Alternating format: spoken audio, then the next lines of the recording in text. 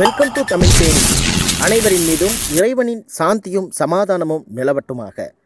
இன்று நாம் பார்க்க போவது பாஜகவின் மூத்த தலைவர் அவருடைய மகள் சுஹாசினி அவர்கள் இஸ்லாமை பற்றி கேட்டதற்கு கூறியிருக்கக்கூடிய பதிலை பற்றி பார்க்க போகிறோம். பாரம்பரிய பிராமண குடும்பத்தில் பிறந்த நீங்கள் எப்படி இஸ்லாத்தையும் இஸ்லாமியர்களையும் ஆதரிக்கிறீர்கள் என நெறியாளர் கேட்டதற்கு சுப்பிரமணிய சுவாமியின் மகள் சுஹாசினி கொடுத்த பதில்களை இப்போது கேட்கலாம். என் தந்தை உட்பட வீட்டில் உள்ளவர்களுக்கு பூஜை புனஸ்காரங்களில் அதிகம் ஈடுபாடு உண்டு. இருந்தாலும் எனக்கு இஸ்லாத்தின் மீது அதிக ஈர்ப்பு ஏற்பட்டதற்கு ஏக இறைவனே காரணமாக இருக்கின்றான்.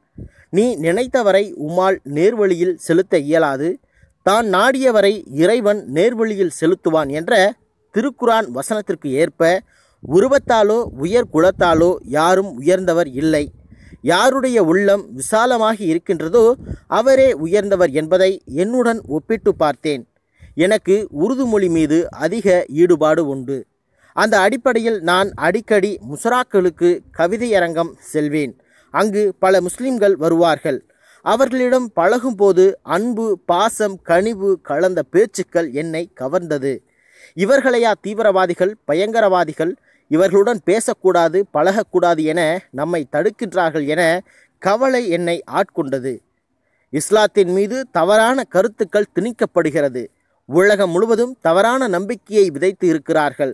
நான் அதை மாற்ற துடிக்கின்றேன். உலகம் முழுவதும் மாற்ற முடியாது என்றாலும் என் வீதியிலிருந்து, என் சுற்றுப்புறத்திலிருந்து மாற்ற போராடுகிறேன். ஆரம்பத்தில் இஸ்லாமியர்களுடன் பழக வேண்டாம் என பல உறவினர்களும் தோழிகளும் கூறினார்கள். அவர்கள் கெட்டவர்கள், தீவிரவாதிகள் என கூறி பயந்தார்கள். அவர்கள் பயத்தை மாற்றினேன். தற்போது அவர்களே இஸ்லாத்தை விரும்பி படிக்கிறார்கள், புத்தகங்களை கேட்கிறார்கள், ஆலோசனை கேட்கிறார்கள். அவர்களும் இஸ்லாத்தின் மீது அதீத நம்பிக்கையை வைக்கிறார்கள்.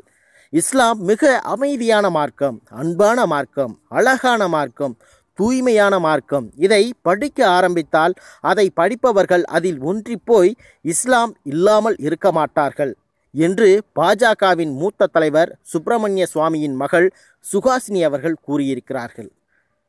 மேலும் இதுபோன்ற வீடியோக்களை பார்ப்பதற்கு நமது தமிழ் தேனி சேனலோடு இணைந்திருங்கள். நன்றி.